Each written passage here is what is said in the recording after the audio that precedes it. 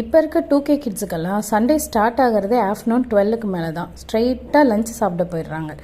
ஆனால் நம்ம 90s கிட்ஸோட சண்டேலாம் பார்த்தீங்கன்னா மார்னிங் ஒரு 7-8 ஓ கிளாக்கு ஒரு சூப்பர் நான்வெஜ் கிரேவி ஸ்மெல்லோட தாங்க ஸ்டார்ட் ஆகும். அப்படி ஒரு சண்டே எங்கள் அம்மா நல்லா ஆவி பறக்க இடியாப்பமும் மேலே கொதிக்க கொதிக்க குடல் குழம்பும் செஞ்சு தந்தாங்க பாருங்கள். அல்டிமேட்டாக இருந்துச்சுங்க.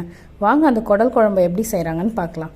அதுக்கு ஒரு 5:30-6 மணிக்கே போய் ஒரு ஆட்டுக்குடலை நல்லா கட் பண்ணி வாங்கிட்டு வந்துட்டாங்க. வீட்டுக்கு வந்து அதை கொஞ்சமாக மஞ்சள் தூள் போட்டு கழுவி எடுத்துட்டாங்க. இப்போ அதை குக்கரில் போட்டு வேக வைக்கும்போது 1 ஸ்பூன் மஞ்சள்தூள், ஒரு 2 ஸ்பூன் மிளகாத்தூள், இதை வேக வைக்கிறதுக்கு அந்த குடல் முங்குற அளவுக்கு தண்ணி, அதில் ஒரு 2 ஸ்பூன் நல்லெண்ணெய், அப்புறம் கொஞ்சமாக கல் உப்பு போட்டு இதை நல்லா வேக வச்சு எடுத்துக்க போகிறாங்க. நல்லா ஒரு 6லேருந்து 7 விசில் விட்டாதாங்க குடல் நல்லா வெந்து வரும்.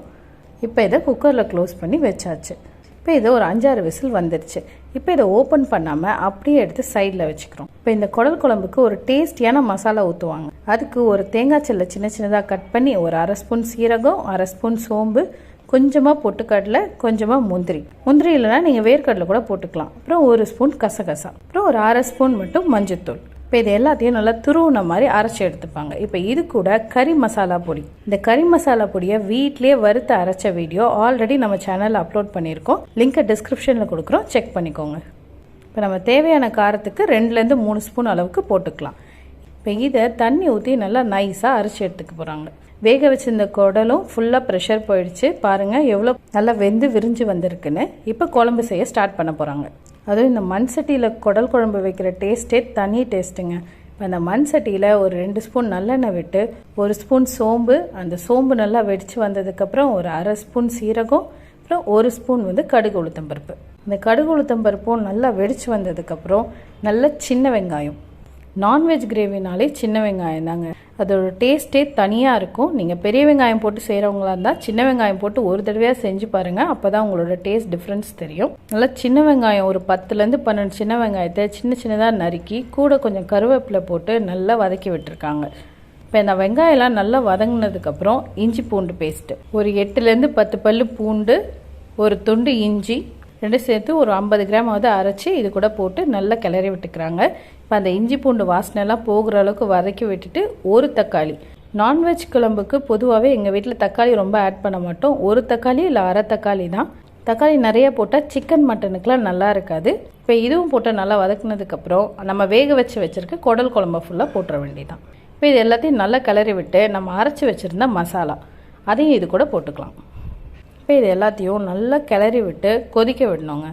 இந்த குழம்பே இன்னும் கொஞ்சம் காரசாரமாக வேணும்னா நம்ம தனி மிளகாத்தூள் போட்டுக்கலாம். கறி மசாலா தூள் காரம் அதிகமாக இருக்காதுன்றதுனால தனி மிளகாத்தூள் போட்டுக்கிறோம். ஒரு 2 ஸ்பூன் போட்டு நல்லா கிளறி விட்டுக்கிறோம். இது கூடவே கொஞ்சமாக பெருங்காயம். இந்த இடத்துலையே நீங்கள் உப்பு கம்மியாக இருந்தால் கூட போட்டு நல்லா கிளறி விட்டுக்கலாம். பாருங்கள் நல்லா கொதிச்சிருச்சு. நம்ம குடல் பார்த்திங்கன்னா ஒரு 90லேருந்து 95% வெந்திருக்குங்க. இப்போ இதில் போட்டு கொதிக்கும் போது அந்த மீதி இருக்கிறதும் நல்லா வெந்து வந்துடும்.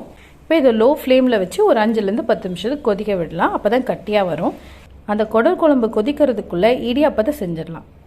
அதுக்கு 2 கப் அரிசி மாவு, 1 ஸ்பூன் எண்ணெய், இதுக்கு தேவையான உப்பு போட்டு நல்லா கிளறி விட்டுக்கோங்க.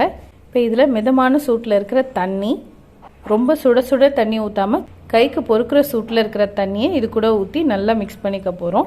இப்போ நல்லா பிசைஞ்சாச்சு. பிசைஞ்சோடனே நம்ம இடியாப்ப உரலில் போட்டு இடியாப்பத்தை பிழிஞ்சு எடுத்துக்கலாம்.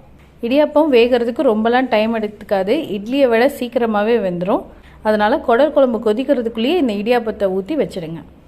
இந்த குடல் குழம்பு இடியாப்பம், இட்லி, தோசைன்னு எல்லாத்துக்குமே நல்லாயிருக்கும். ஆனால் இந்த இடியாப்பமும் குடல் குழம்பு காம்போவும் வேறு லெவலில் இருக்கும். எங்கள் வீட்லேயே எல்லாருக்குமே பிடிச்ச காம்போ இது. இப்போ இடியாப்பத்தை இட்லி குண்டானில் வச்சு வேக வச்சிடலாம். இப்போ இது வெந்து முடியறதுக்குள்ளே நம்ம குடல் குழம்பு கொதிச்சிச்சான்னு பார்க்கலாம்.